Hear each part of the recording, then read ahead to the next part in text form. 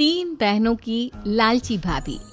करिश्मा, रेशमा और मनीषा तीन बहनें हैं। उनका एक भाई भी है, मयंक। मयंक अपनी बहनों को बहुत प्यार करता है, लेकिन मयंक की पत्नी सविता इस मामले में मयंक से बिल्कुल ही अलग है। वो अपनी ननदों का जितना बुरा कर सकती है उतना बुरा करती ही रहती है और अपनी ननदों पर हुक्म भी चलाती है। करिश्मा, करिश्मा, तुमने अभी तक नाश्ता नहीं बनाया? तुम्हारे भैया को ऑफिस जाने में देर हो रही है। हाँ भाभी, बस अभी बनाती हूँ। करिश्मा, तुम ये ढीलापन छोड़ दो। कल को पराए घर जाना है। वहाँ अगर तुम इस तरह से काम करोगी तो लोग क्या कहेंगे कि माँ ने और भाभी ने कुछ सिखाया नहीं। और तुम्हारी दोनों बहनें कहाँ है? रेशमा मार्केट गई है और मनीषा सो रही है। क्या? सुबह के 8 बज रहे हैं और ये महारानी अभी भी सो रही है? ये कहते हुए सविता अपनी सास दुर्गा देवी के पास जाती है। माँ जी, देख रही हो अपनी बेटियों के तौर तरीके? क्या हुआ बहू, सुबह सुबह क्या कर दिया मेरी बेटियों ने? अरे एक तो अभी अभी उठकर किचन में गई है, दूसरी सुबह सुबह बाहर चली गई और तीसरी अभी तक सो रही है। क्या करूं मैं इन तीनों का?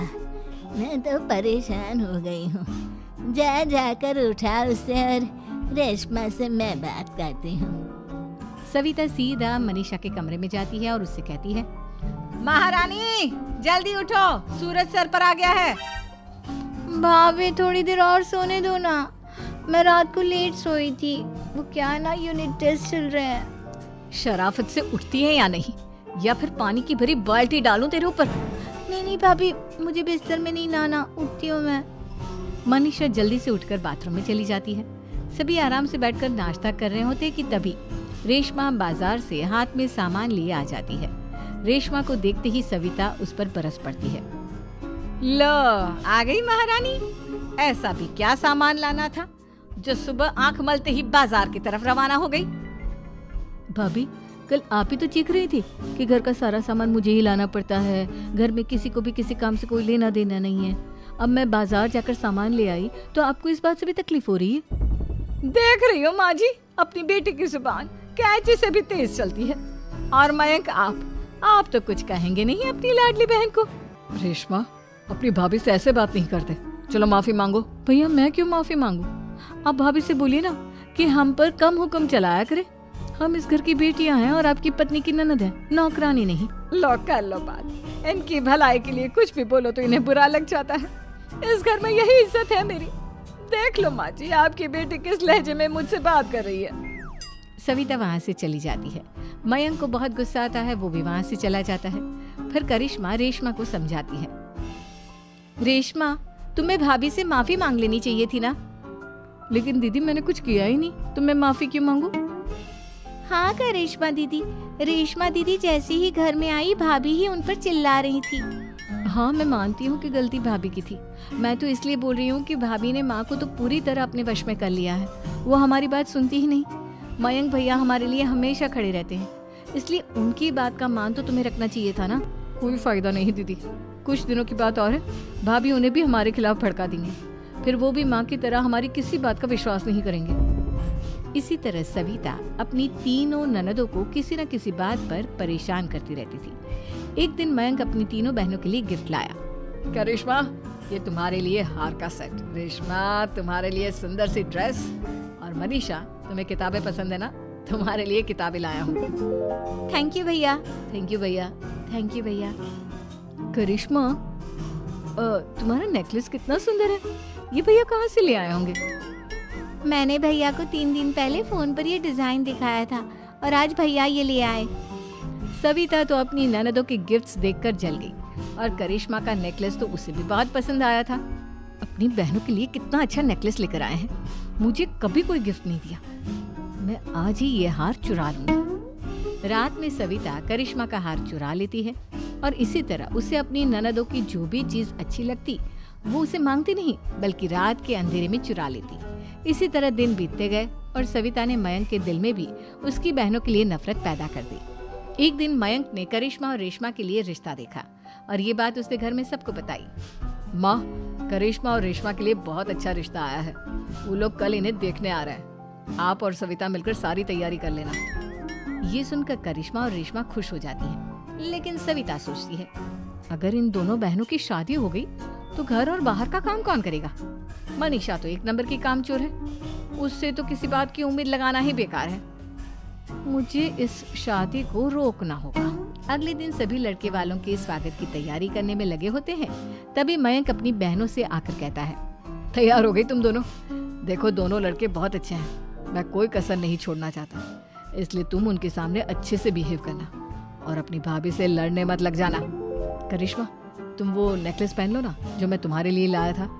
भैया मैं बहुत देर से वो नेकलेस ढूंढ रही हूँ, लेकिन मुझे मिल ही नहीं रहा। क्या तुमने नेकलेस खो दिया?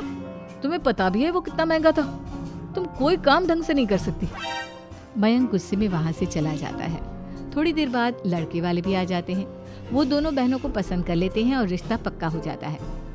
लेकिन सविता के दिमाग में तो कुछ और ही खिचड़ी पक रही थी। वो पंडित जी के पास करिश्मा की कुंडली लेकर जाती है और उन्हें पैसे देकर करिश्मा की कुंडली बदलवा देती है। जब लड़के वालों के पास करिश्मा की कुंडली जाती है तो वो दुर्गा को फोन करते हैं। बहन जी, हमने करिश्मा की कुंडली अपने पंडित जी को दिखाई थी। आपकी बेटी की कुंडली नहीं बल्कि दोषों का पिटारा है। देखिए, मैं और मेरे पति इन सब बातों में बहुत विश्वास करते हैं, इसलिए हम आपकी बेटी से अपने बेटे की शादी नहीं करा सकते। इस तरह करिश्मा का रिश्ता टूट जाता है और सभी घर वालों को बहुत दुख होता है।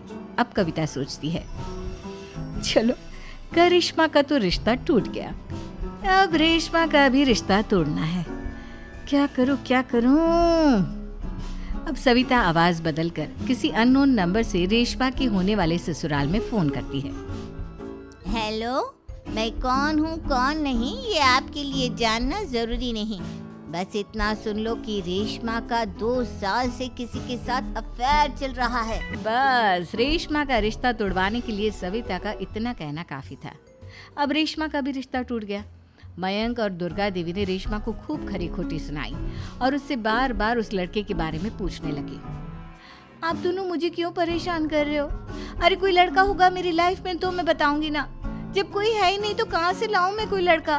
तो तेरे होने वाले ससुराल वालों को फोन किसने किया था?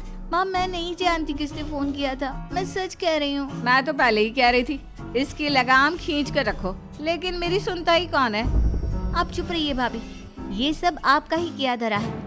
अब तीनों बहनों को विश्वास हो जाता है कि ये सब उनकी भाभी ही कर रही है। तीनों बहनें अपनी भाभी को सबक सिखाने के लिए एक वकील कर लेती है और घर में हिस्सा मांगना। देखो भैया, माँ बाप की जायदाद में जितना बेटों का हक होता है उतना ही बेटियों का, इसलिए इस घर के 4 हिस्से होंगे और हमें अपना हिस्सा चाहिए।